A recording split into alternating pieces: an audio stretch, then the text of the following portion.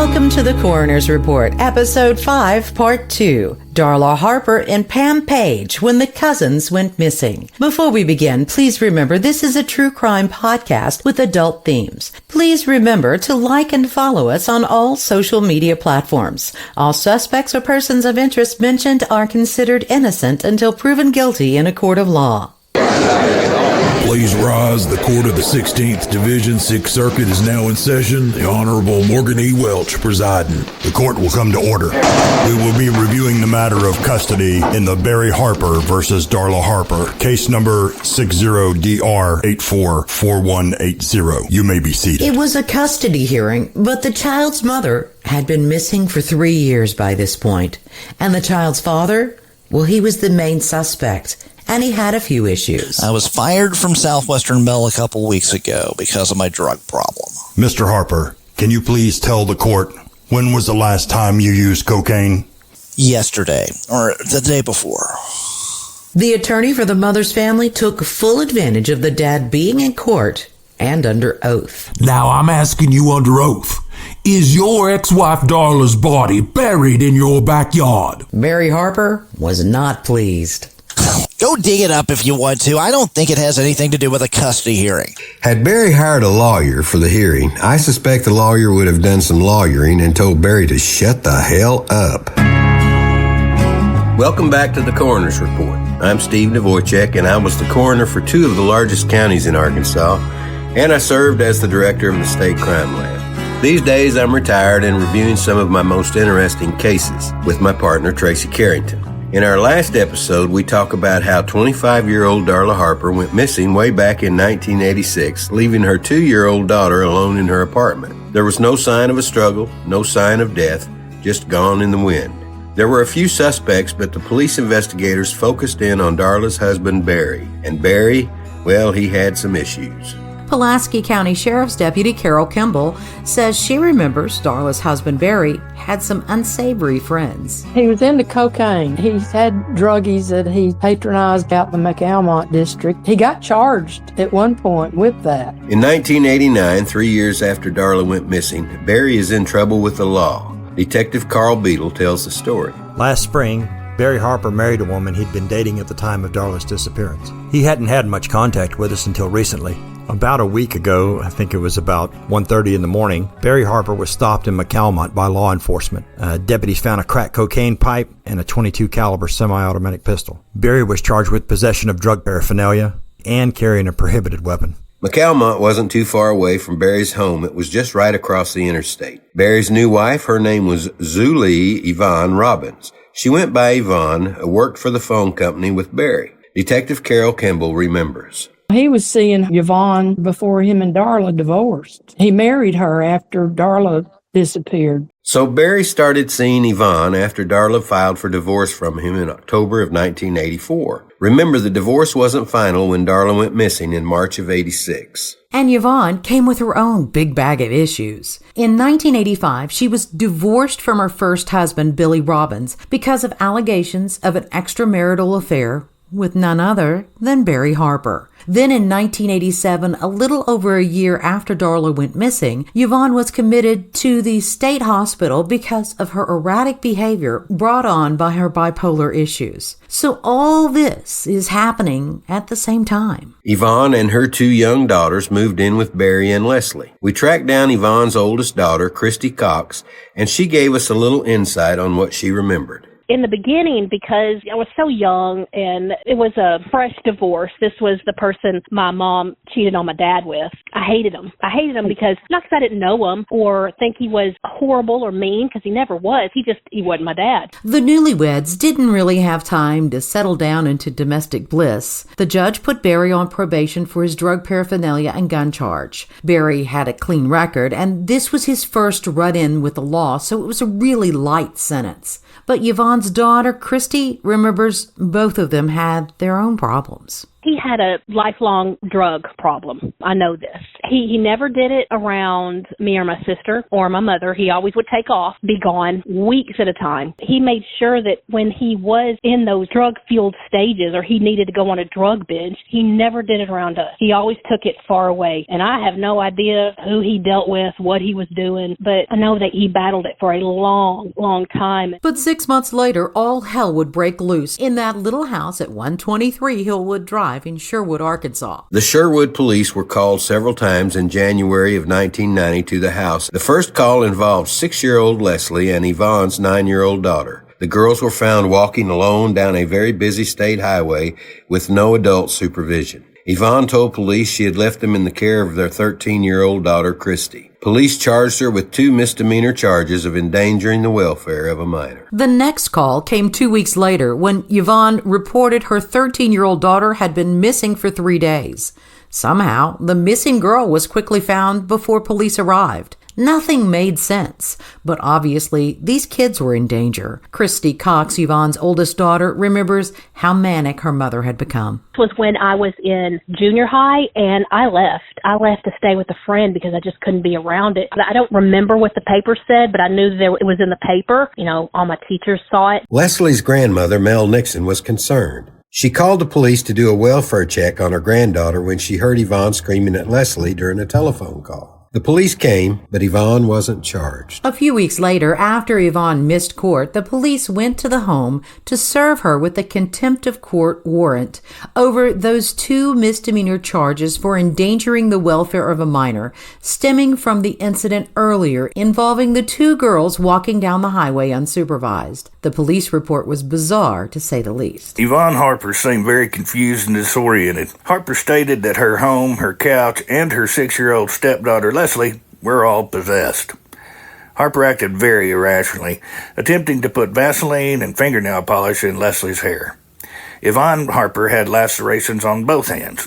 When asked about their origin, she said she cut herself with glass. Yvonne's older daughter, Christy Cox, remembers the scene well. I knew that Leslie was found with blood on her. She was so little. We never talked about it, so something went on. In the police report, Yvonne stated, I always cut myself when I'm confused or scared. I have a weakness for glass. 27-year-old Julie Frame, who was a neighbor, told the police she saw Harper trying to force Leslie into an abandoned truck in the backyard, screaming, I will kill you if you ever do that again. Mac Norton was a good attorney and asked Barry Harper the question during a child custody hearing. Now I'm asking you under oath.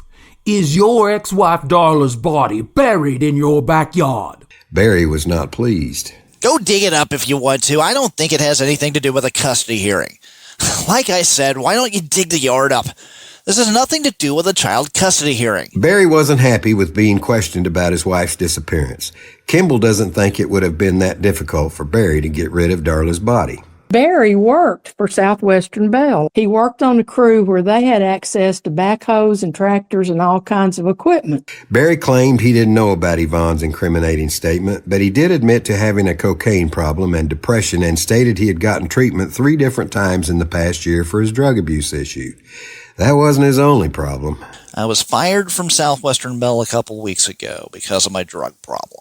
You know, as big as Little Rock or North Little Rock really are, it's not surprising that certain aspects of this case cross over. When you, Steve, weren't working as coroner, you also had an investigative firm. And during the course of reviewing this case, we stumbled across something interesting. When I had the investigative company, Southwestern Bell, well, whoever their lawyer was one of our clients. They had suspicions of somebody using cocaine. I don't know how the suspicions came up, but I sent 2 investigators there at night after they closed and all the equipment were in, and they went through every single truck and they found cocaine in 2 trucks. And that's why I was curious when he left, because I think that case was in the either 89 or 90. So it could very well have been Harper's truck. These 2 guys I sent were both dopers. You know, I hired them, and they hired some dog, and the dog couldn't find the drugs, but these 2 guys went in there and found drugs. Well, Steve, what'd you say when they found them?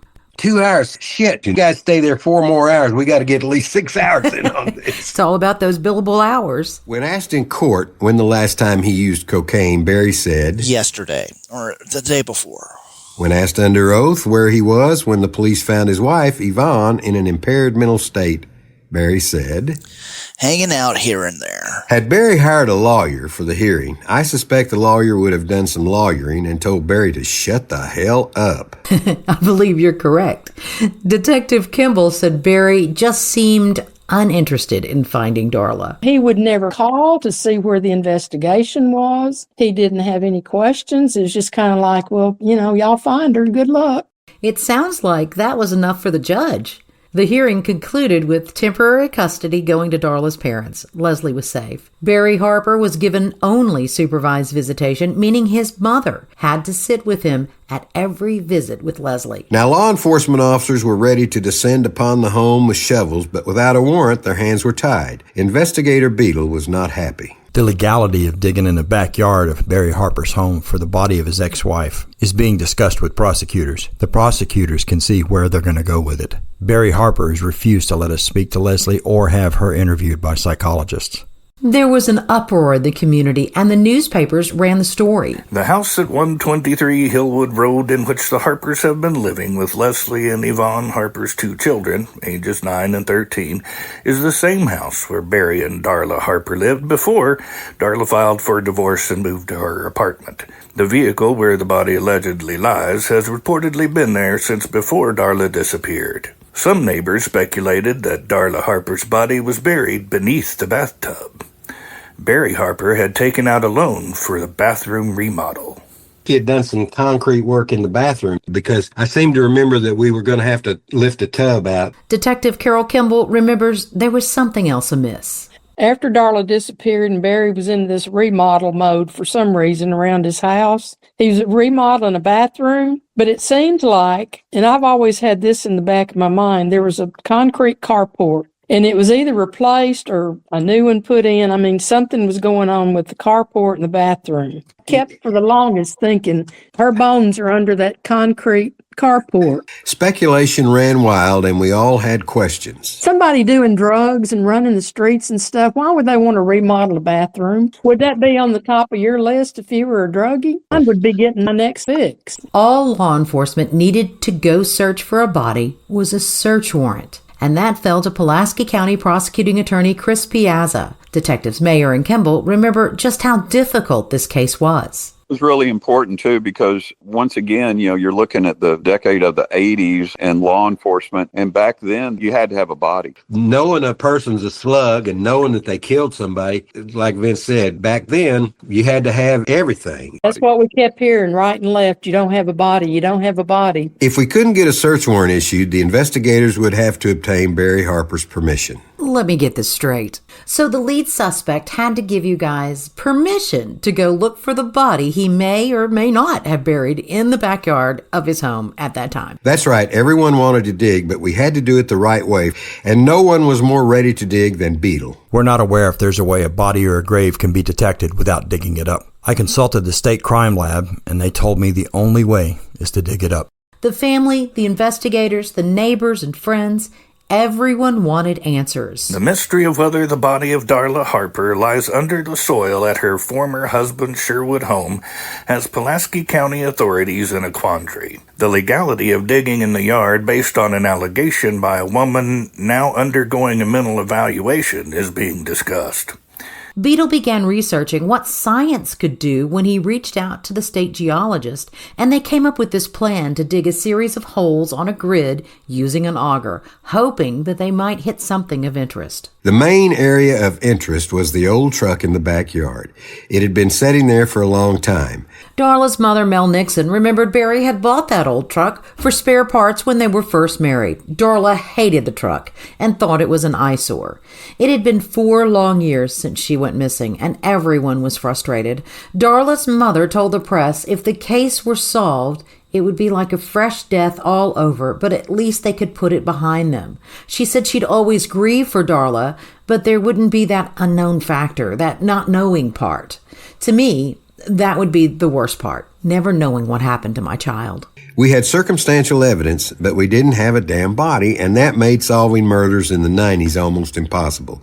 Detective Carol Kimball certainly believed Barry had plenty of motive. He admittedly he'd been seeing before they divorced, so you've got that. You've got child custody, you've got the money, the $50,000, and then you've got the $100,000 life insurance, and you're feuding and fighting. But the legal system moves awfully slowly. So while everyone was waiting to see if a search warrant would be issued, Barry Harper, well, he was back in court. The hearing concerned a probation revocation charge against Harper. Remember, Harper was arrested in Pulaski County on charges of possession of drug paraphernalia and carrying a weapon. Judge Milas, the Hammer, Hale, fined him and placed him on probation. Barry was a bad boy and apparently didn't check in with his probation officer. Barry didn't stop there. He just kept on digging that hole for himself. I think he might have been good at digging holes, really deep holes. I've been in drug rehab a few times, and my wife had a nervous breakdown, and she's mentally ill. Someone told me not to worry about it, and they would get in touch with me about probation or the unpaid fine. You didn't play in Judge Hale's court. He sentenced Harper to at least 1 year in jail and told the officers to take him away. That had to be a shock to Barry Harper. Because remember, before all of this craziness went on, Barry had no criminal record. Barry was just a guy working for the phone company with a wife and child. Old Judge Miles now, he didn't give slaps or pimp slaps or anything like that. He slammed the hammer down on people. He was a hell of a good judge. When folks were really wondering if we would ever have access to dig for Darla's remains, and just minutes before Barry Harper was to be sentenced to a year in jail on his probation revocation charge, he caved and gave consent to the sheriff's department to allow them to search his backyard for his former wife's body at the home at 123 Hillwood Drive in Sherwood. Detective Kimball found Barry's behavior really strange. He was surly. I guess that's about the best word I can use. It's like he was bothered that he had to be involved. That, once he told us everything that he wanted to tell us, we should be through with him. Just seems like it was just all about Barry and, I'm innocent and y'all leave me alone and, go dig in my yard if you want to. I don't care. Either he really didn't help his own case or he was innocent. Nope. He sure didn't even help in his own case. And if that boy was innocent, he damn sure would have been out there working hard and doing everything he could. But I think he was more interested in just getting on with his life, sucking cocaine up his nose, and doing whatever else he did for pleasure. Detective Carl Beadle finally had a win. I talked to Harper right before his court hearing, and he gave us permission to do whatever we had to do. It was March 7th, 1990, almost 4 years to the day that Darla went missing. We were hopeful we would solve the mystery. The normal procedure for searching for bodies at that time was to use a methane gas detector because a decomposing body gives off methane gas. That's why that you can find them in house fires, because they have a little bit of a blue flame to them. We didn't expect to bring in a lot of guys with shovels or heavy equipment or anything like that. There was a lot of variables to consider. Methane gas is detectable, but it depends on how deep the body is buried and the temperature of the soil. Dr. Cheryl Pushkarich, a forensic anthropologist, was on my staff at the coroner's office. She examined the lay of the land, looking for any changes in the soil and foliage to determine the best place to start. Some of the best were out there digging. Basically, what I remember about the Darla Harper case is that it was when I swore in Dr. Pushkarich as a deputy coroner. She was a trained forensic anthropologist. One of the things that I tried to do while I was the coroner was surround myself with people that were smarter than me and then listen to them. And hell, she had trained with Dr. Bill Bass at what's now known as the Body Farm over in Tennessee. She was willing and ready to help and assist us. So it was a very professionally done dig that we did underneath Barry's house and in the backyard. Detective Beadle was hopeful. Arkla Gas Company will be on site and taking readings for methane gas. We have another expert who will bore holes in the ground to take soil samples, looking to see if the ground has been disturbed in any way. The weather really hampered our effort. Officials said methane was detected under the old truck in the backyard. The vehicle had been there so long that a tree 4 inches in diameter had grown between the truck body and the bumper. Detective Vince Mayer said even if a body had been moved, that methane could have been detected. I had always had a feeling that he moved her body. I remember we got some lead of that where they had thought they had seen someone, digging a grave or they had located an area that looked like someone had buried something, and we checked all that out. But him being so familiar with that area, the trend that we were seeing was that these people would commit these murders, and instead of just dumping the body, they had already dug a grave somewhere in some rural, remote area, made a point of just putting the body there and covering it up, never to be found again. And that's kind of what I always thought happened to her, was that at some point she might have been on his property, or he had planned for that and he moved her someplace else, or maybe just the opposite. Maybe he had buried her in one location and then thought, well, looks like they're going to be doing some development over there. I better move her, and maybe moved her out to his property because he had over an acre or something like that. The way that scene was at her house when we did that dig, there were some holes around there. She may have been in there. Then he moved her as the heat came on. Sheriff's detectives, coroners, and a forensic anthropologist said the gas near the old vehicle could have come from recently burned trash and dug instead under the house where they weren't bothered by cold, steady rain and where they found a grave-like impression. Several layers of garbage bags and dirt were found 20 inches down, along with a bone fragment. The prosecuting attorney made an announcement stating nothing of interest was really found except for that one piece of material that might be bone and was about the size of a thumbnail. He believed the plastic material was from construction materials dating back to when the house was built. Jim Clark was the acting crime lab director. The plastic wrap material found about 20 inches under the Harper home in a 3-inch hole weighed about 55 pounds. We know that 50 pounds of it was just mud. The other parts are some plastic sheets, assorted pieces of gravel, broken glass, a 22-inch piece of cord, a part of a mop string, and some grass. We did not find any bone, hair, teeth, or tissue in the material. A single hair found in the mud by the coroner's office has not yet been turned in to the crime laboratory, but it will be analyzed when it is turned in. I remember, and I was quoted in the paper. See, when I was under the house, I do remember smelling a strange chemical odor, sort of like battery acid that we found in that mud. They ran the mud sample at the crime lab through a mass spectrometer. And nothing was found. Mel Nixon, Darla's mother, said they were so sure they were going to find her body. She was hoping the dig would be the end of it. We were all frustrated. The weather was awful, and we all felt like the job just wasn't finished. Pulaski County prosecuting attorney Chris Piazza had this to say. We did the best we could to try to satisfy our curiosity and that of the parents. The information was not strong enough to issue a search warrant. We operated on consent to satisfy the investigators and the parents' curiosity. Investigator Beadle, he wasn't fazed as he continued to investigate every single lead, no matter how big or small. I've had a lot of potentially good leads, and they don't turn out to be anything. One more doesn't bother me. The other detectives could see the effect this was having on lead investigator Beadle. I saw what happened to him. I mean, it was just up and down, and it was, so frustrating. He'd get excited over a new lead, and of course it just dead end, and you could just see his shoulders just go slack, and he'd just say, I'll start again tomorrow. There was still one little piece of evidence at the scene that was of interest, that piece of bone. The fragment was about 3/4 of an inch long, 1/2 inch wide, and 1/4 of an inch thick. Meanwhile, back in court, Judge Milas Hale ordered Barry Harper released after serving just 10 days of his 1-year sentence for probation violation. Hale ordered Harper to be released to the custody of his parents, who said he would participate in a drug rehab program. But it wasn't all that long before Barry Harper was back in the news. It was June of 1990. Barry Wayne Harper of Sherwood, whose estranged wife Darla disappeared in 1986 and who's presumed dead, was back in the news Tuesday, this time with minor wounds from shotgun pellets. Yes, Barry Harper claimed he was the victim of a drive-by shooting one Saturday afternoon. But Carl Beadle of the sheriff's office said Harper was full of shit and that he was wounded when a drug deal went south.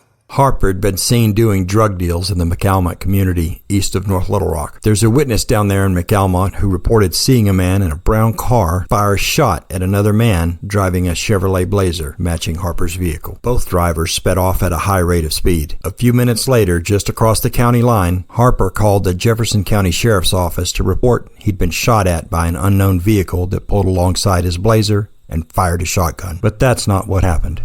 The next day, a warrant was issued in connection with the shooting, and the additional charge of making a false police report was added to the report. So now Barry Harper is in trouble not just in one county, but in two. He just keeps digging that hole. Virgil Brown, I am the captain with the Jefferson County Sheriff's Office, and I have completed my preliminary investigation into Harper's report that an unknown assailant fired a shotgun at him. He told us that he was hit on the left side of the face and the left shoulder with the shotgun fired from a car that drove up beside him. He says he didn't know the shooter or the reason for the shooting. It was determined through investigation that the shooting did not occur in our jurisdiction, and we have referred the case back to Pulaski County. Barry was charged with a misdemeanor of filing a false report, and a warrant for his arrest was issued stemming from his failure to report to his probation officer after he was released again from drug rehab.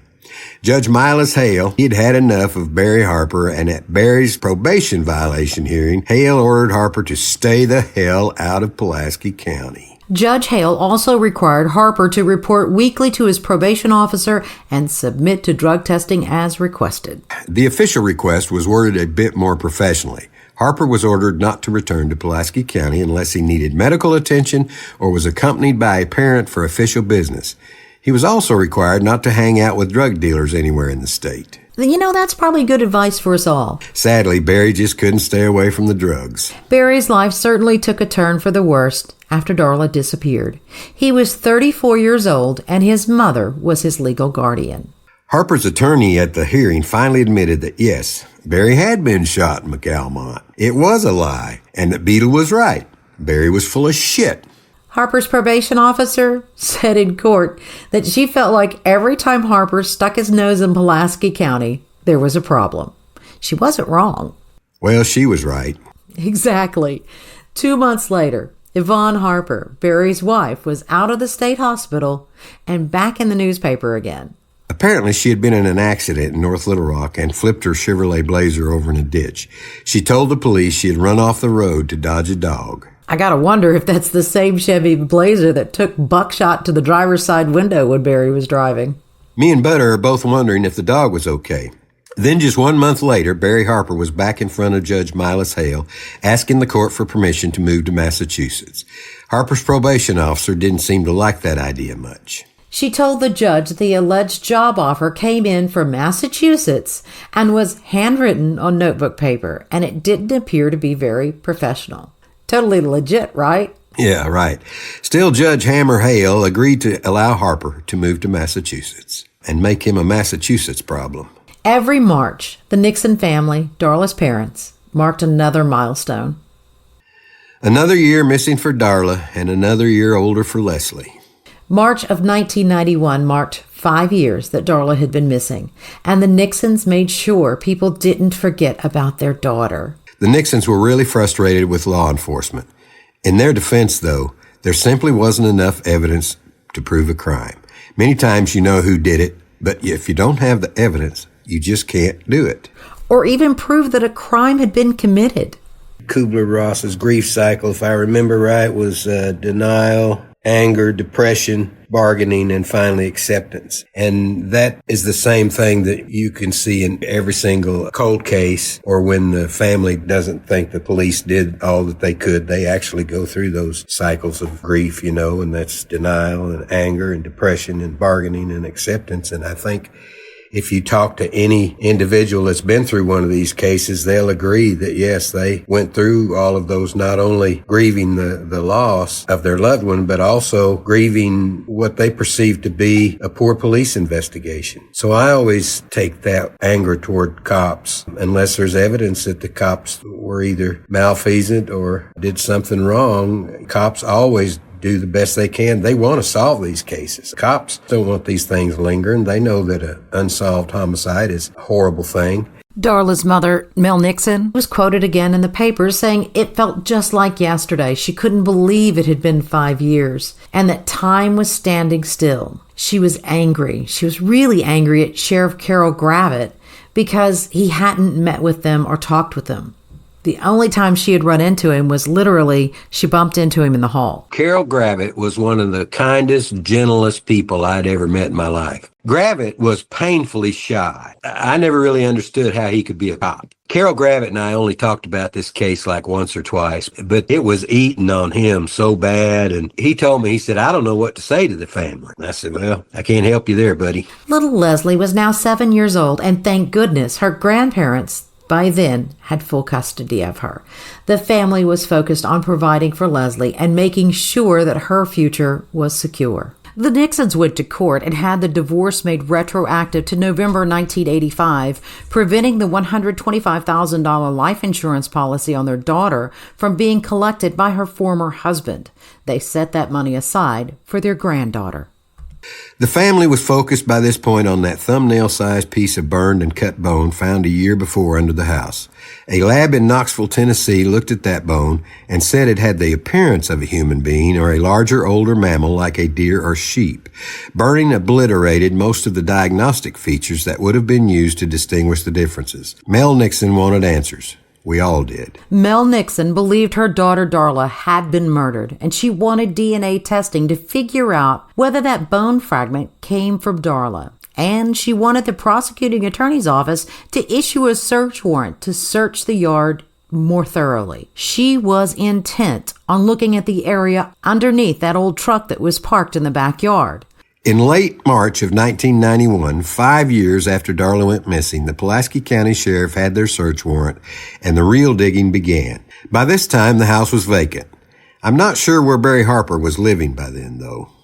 They spent more than 6 hours digging in 2 locations in the backyard of the house Darla and Barry Harper had once called home. Nothing significant was found, just the skeleton of a long-buried cat. Mel Nixon spoke in the paper and expressed how disappointed she was. She said she just wanted to tie up those loose ends. The search warrant stated Barry Harper's current wife, Yvonne Harper, had stated to police that the burden of living with the knowledge of Darla being buried in the backyard had been a big factor in her mental instability. Detective Kimball still doesn't discount Yvonne. Sometimes even if you're crazy and wackadoodle, the truth can come out. So, maybe she did know something. Now remember, Yvonne and Barry had become romantically interested in each other before Barry and Darla were estranged. Yvonne Harper had black hair, and that's something that really bothered Mel Nixon.